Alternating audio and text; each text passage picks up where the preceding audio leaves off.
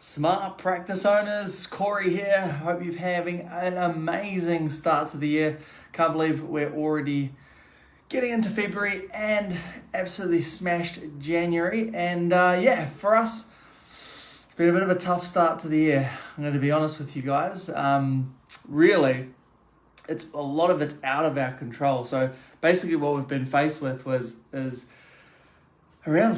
I think we've just hit team member number 15 that has either contracted COVID or been in close contact. And here where we are in Queensland, if someone either has COVID or has been in close contact, they need to isolate for 7 days.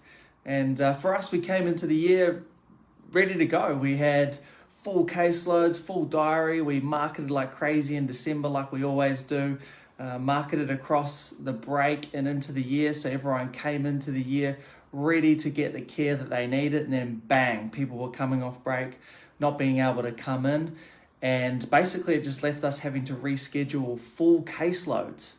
And one practitioner out for 7 days can mean $3,000, $4,000, $5,000, $6,000 to the clinic. And already in just a couple of weeks in January, we hit 15 team members.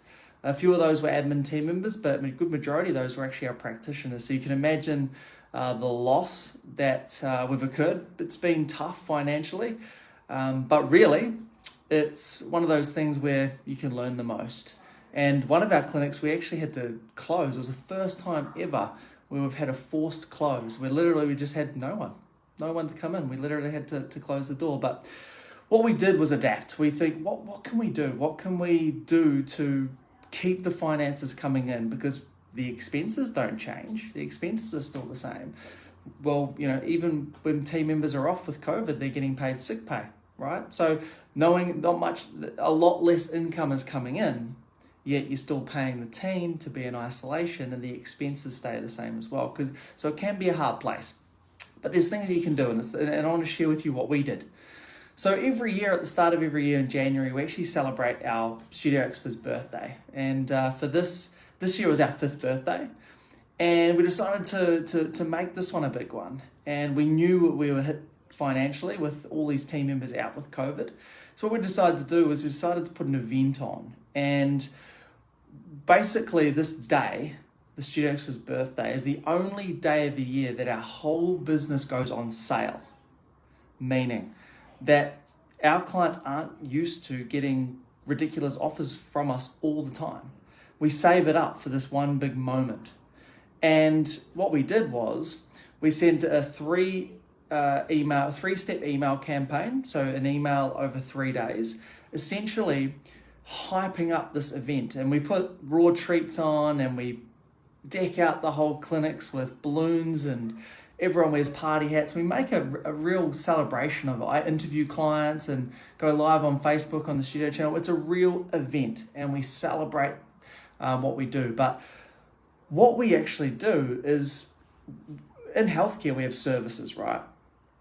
And we look at the services we offer, which is generally people pay in exchange for a consultation to see a physio, allied health practitioner, whoever it is. And that generally as far as it goes, where people are paying for a service. But what we need to get in the habit of is actually productizing our services, packaging up the services so people can actually buy a package. And when you can package up all your services, people buy more up front, meaning they'll spend more money up front, and you get that cash flow now instead of having to wait for every time that they come in to get that cash flow. And basically what we did was we productized all of our services and made packages, and we didn't discount. We don't discount too much. This is the bad habit to get into, is when you think about deals and offers, discounting all the time. But what that does is it just reduces your average dollar sale and destroys your margins, which means all your profit.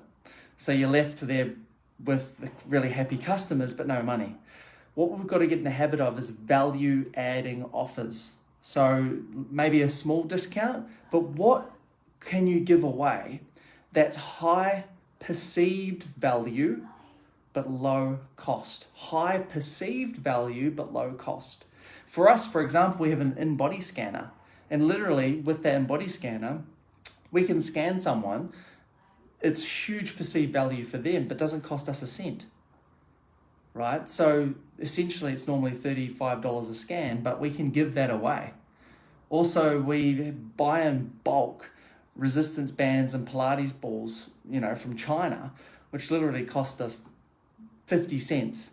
And generally we sell them for, $10, $12, but we give those things away. So people buy a package, which is a little discount, but they get an in-body scan, a Pilates ball, a resistance band, a 10-pack of coffee, whatever it is, high perceived value but low cost.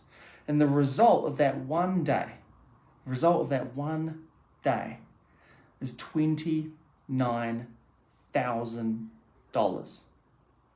Yeah, you heard it right, $29,000. So how amazing would that be to be impacted so financially due to COVID, but you can do something about it. So if you feel in the same way I am, it's been a challenging start to the year, or even if you're just looking for an optimization or a succession or a way in which to inject more cash flow, these are the things that you can do. So a 3-step email over 3 days, essentially you just write the event with the packages and then just have the same email, but just a different spiel at the top. Usually I say did you miss this? I'd hate for you to miss this, just in case you missed it. Here's the email again. And then I'll do last chance, which is sorry for all the emails, but hey, look, here's the reminder about our event that's coming up. And then people will call. Not everyone has to come in. Set it up so people can call you and have an event. And it can be very, very successful. It can be good for your brand. It can be good for cash flow. It can be good for productizing your packages, productizing your services, so that you can build your profitability early in the year. So, tough start to the year. 15 team members out with COVID. There's still things that you can do, and that's the take-home message. So I hope that helps. Hope you have an amazing day. Have an amazing weekend, and I'll check in again soon. Cheers, guys. See ya. Bye.